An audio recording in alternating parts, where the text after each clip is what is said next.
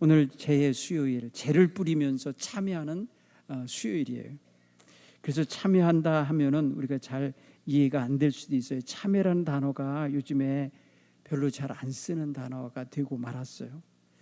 우리 회개라는 단어는 우리가 자주 쓰지요. 그런데 여러분, 회개라는 단어조차도 설교 강단에서 많이 사라져가고 있다는 통계가 나왔어요. 한국 교회가 회개를 촉구하는 설교를 싫어한다는 통계가 나온 거예요.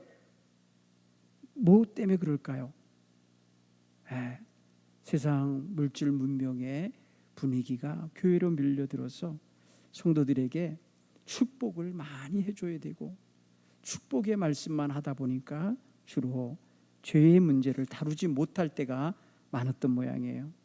그래서 설교를 각 교회 유튜브로 올라온 설교들, 각 교회 유명한 교회 설교들, CBS, CTS 각 기독교 방송국에서 하는 설교들을 보면 회개에 대한 이야기가 너무나 적다는 거예요. 오늘 우리는 그런 의미에서 사순절기 특별히 이 기간 동안에 우리들을 좀 더 면밀히 돌아보면서 우리를 하나님 앞에 바로 세우는 그런 시간을 갖게 되기를 바랍니다. 오늘 시편 기자는 성경에 다윗이라고 표현되어 있어요. 다윗의 시라고. 다윗이 소제목을 보니까 뭐라고 되어 있습니까? 히브리어 성경에는 이게 1절이에요. 여기 소제목이 우리 성경에 뭐라고 되어 있어요? 다윗이 밧세바와 동침한 후 선지자 나단이 그에게 왔을 때라고 하는 거예요.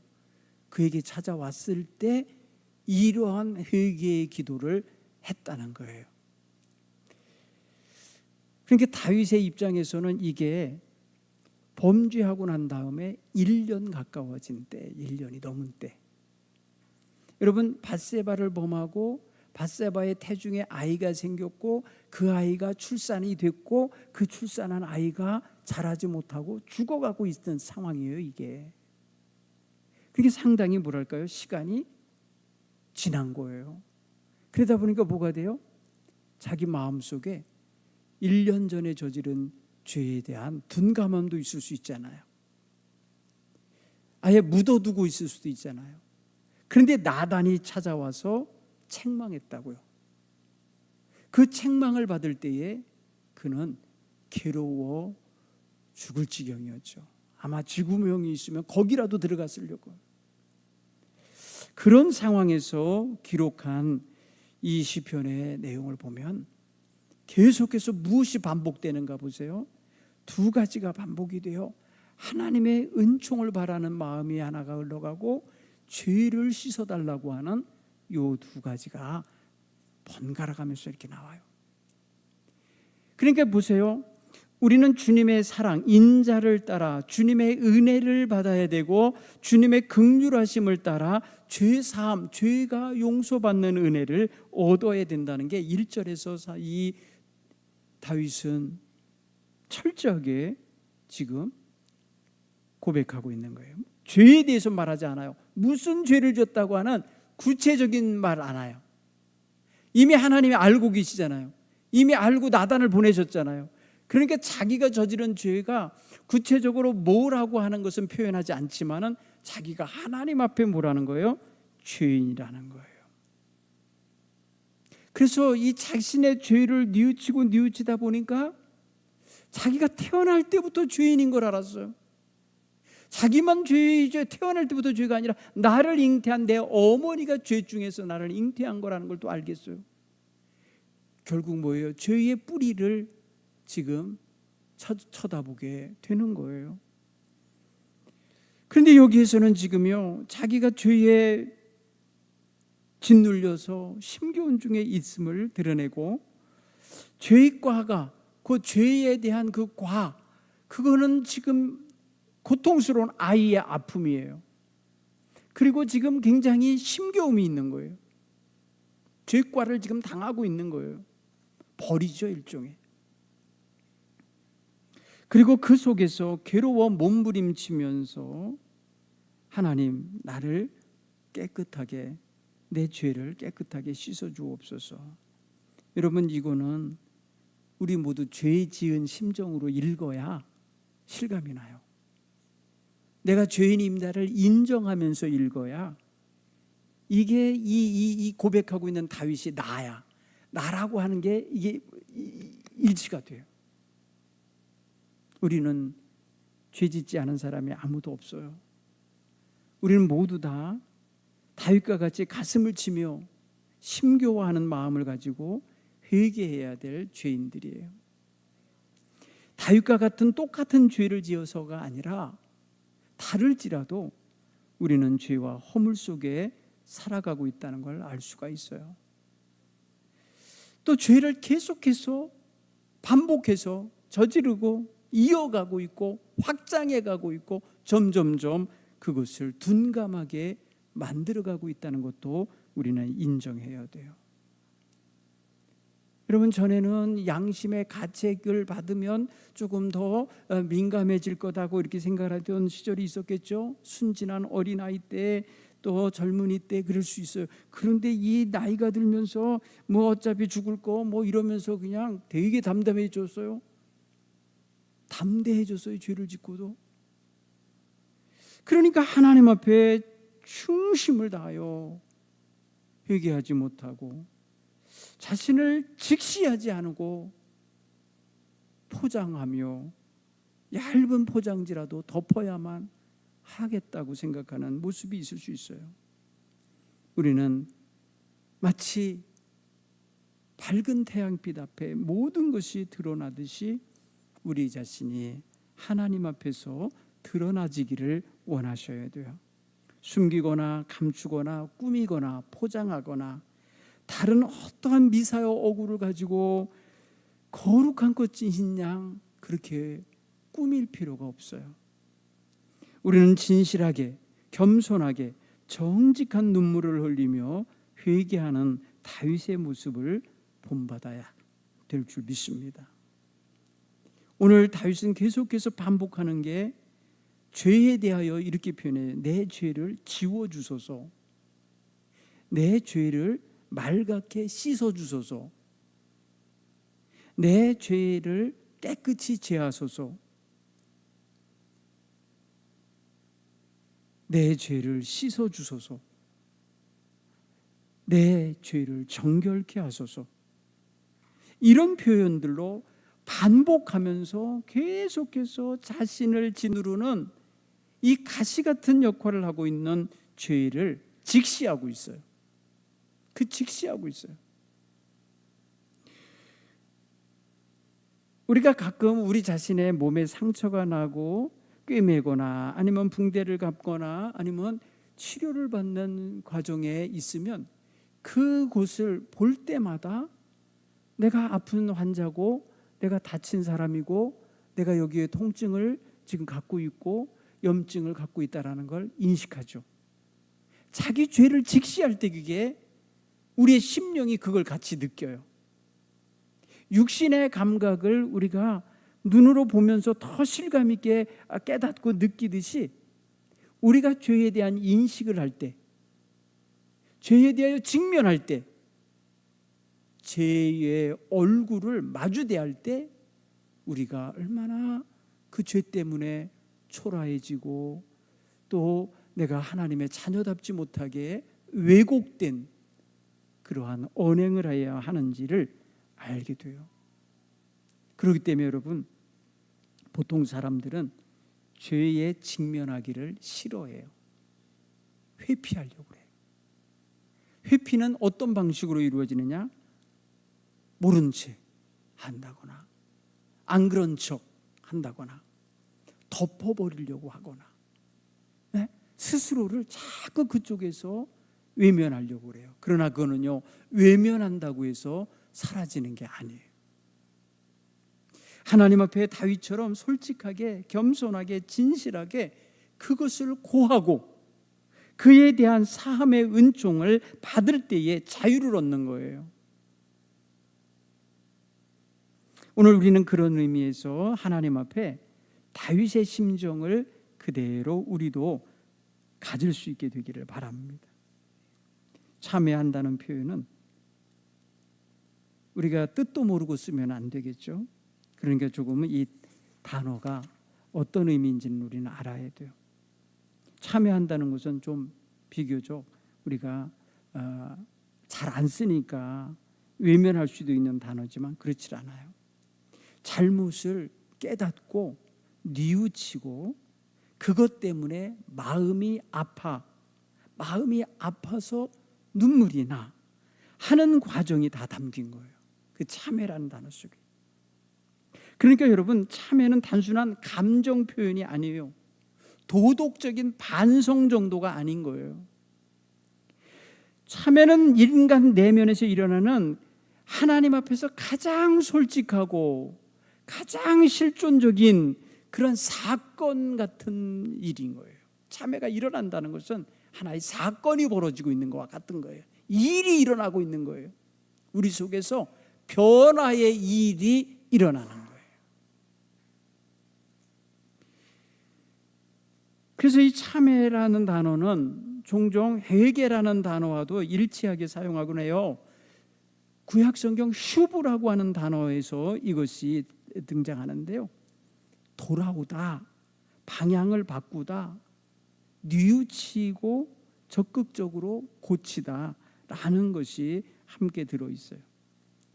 죄를 슬퍼하는 마음은 그것으로 그치는 게 아니라 죄에서 하나님께로 방향 전환이 일어나는 실제적인 돌이키는 행위까지 이어져야 되는 거예요.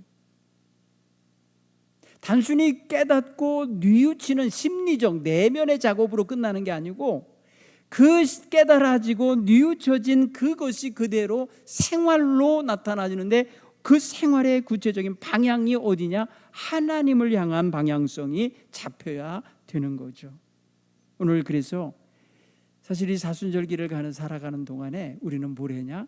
우리의 덕지부터 굳어버린 딱딱한 이런 죄의 껍데기들을, 그 다음에 우리의 상처를 그냥 은근히 덮어버렸던 딱쟁이가 목욕탕에 들어가서 물에 들어가면 불어갖고 떨어져 나가듯이 우리 주님의 십자가의 은총 속에 젖어져서, 그래서 상처의 깊은 곳까지 치유의 은총이 들어가고 회복되고, 그래서 하나님 앞에서 건강한 영성을 갖게 되는 상황으로 나가야 될 줄 믿습니다.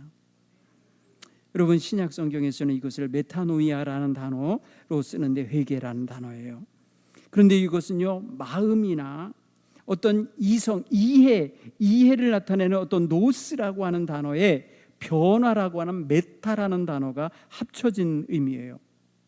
그렇게 생각해 보면은 단순히 생각이 수정되는 존재가 아니에요. 그 정도가 아니라 우리 존재 인식 자체가 변화되는 걸 말하는 거예요. 사람을 대하는 인식, 아니면 어떤 사물에 대한 인식, 아니면 어떤 문화나 풍조나 사상이나 어떠한 감정이나 생각을 대하는 이런 존재 인식 자체가 새로워져야 되는 거예요. 그래서 참회가 잘 이루어지면 행동 교정이 같이 수반되는 거예요.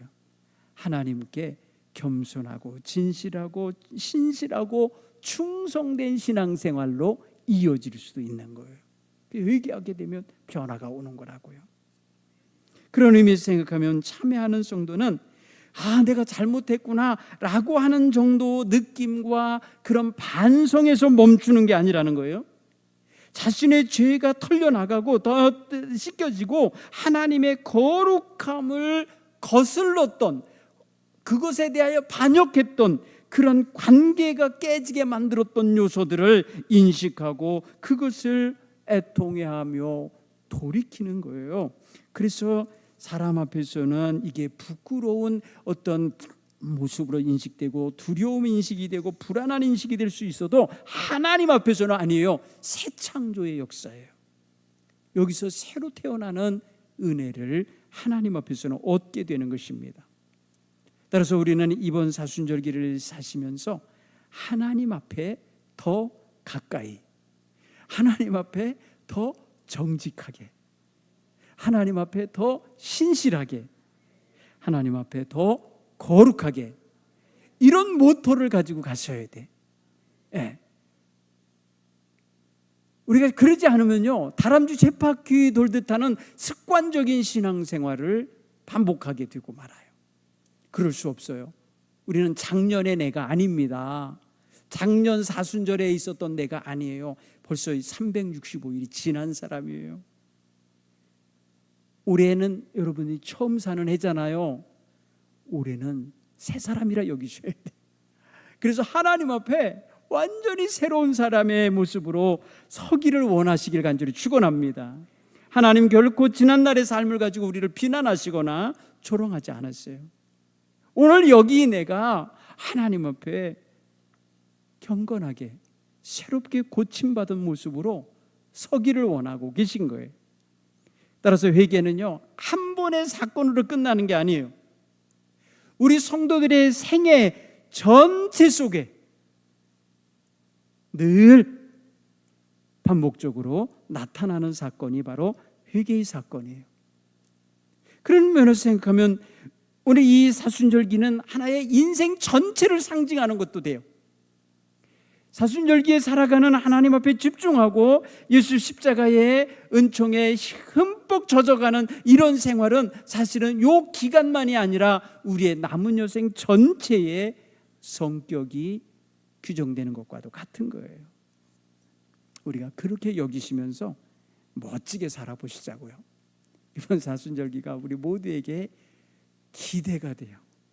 여러분 각각의 신앙생활, 가정의 모습, 여러분 한 사람 한 사람의 그러한 거룩한 영성의 성숙이 어떻게 나타날까? 아름다운 모습으로 기대가 되집니다. 사랑하는 성도 여러분, 오늘 우리는 다윗과 같이 참혹한 부끄러운 죄를 지고 선지자 나단 같은 분이 오셔서 꾸짖어야 그때서야 죄를 깨닫고 고백하는 이 한 템포 느린 이런 사람들이 되는 게 아니라 우리가 스스로 자원해서 하나님 앞에 정결한 마음을 얻기를 원하셔야 할 줄 믿습니다. 오늘 시편 51편 10절에 이렇게 고백해 시편 기자가 하나님이여 내 속에 정한 마음을 창조하시고 내 안에 정직한 영을 새롭게 하소서. 여러분 정결한 마음 그리고 주님 앞에서 정말 정직한 영혼으로 온전히 서게 되기를 간절히 사모하는 저와 여러분이 되기를 간절히 축원합니다. 이것은 우리의 노력으로 되는 문제가 아니에요.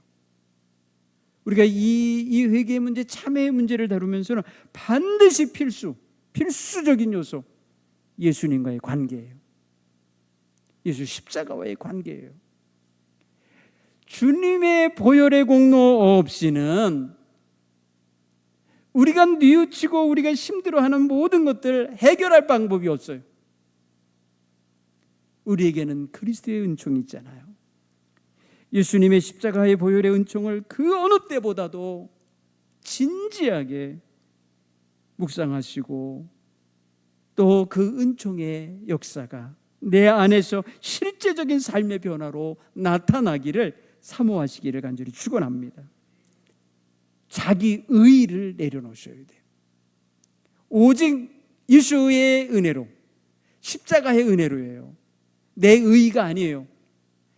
그러니 우리는 내 의의를 내려놓고 내가 죄인임을 시인하면서 나 같은 죄인 살리러 오신 예수님, 그를 보내신 하나님의 크신 긍휼과 사랑하심, 이것만을 붙잡으시기 바랍니다.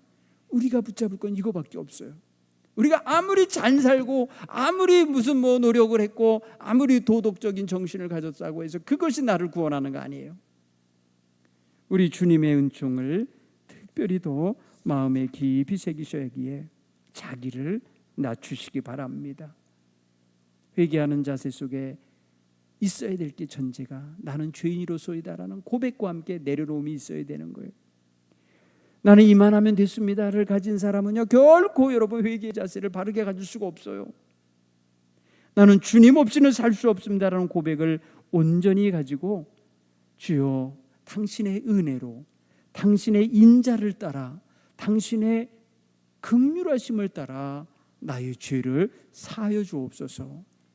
우리는 여기에 은총을 해요. 나 지난날 살아온 잘 산 거, 나 지난날 열심히 사는 거 그거 기억해 주세요가 아니에요. 오직 주님의 은혜로, 오직 주의 십자가의 은혜로 나를 씻어주소서 고백할 수 있기를 간절히 축원합니다. 이번 사순절기에 이런 영적 기쁨, 영적 회복의 역사, 이걸 꼭 체험하시는 저와 여러분 모두가 되시기를 간절히 축원합니다.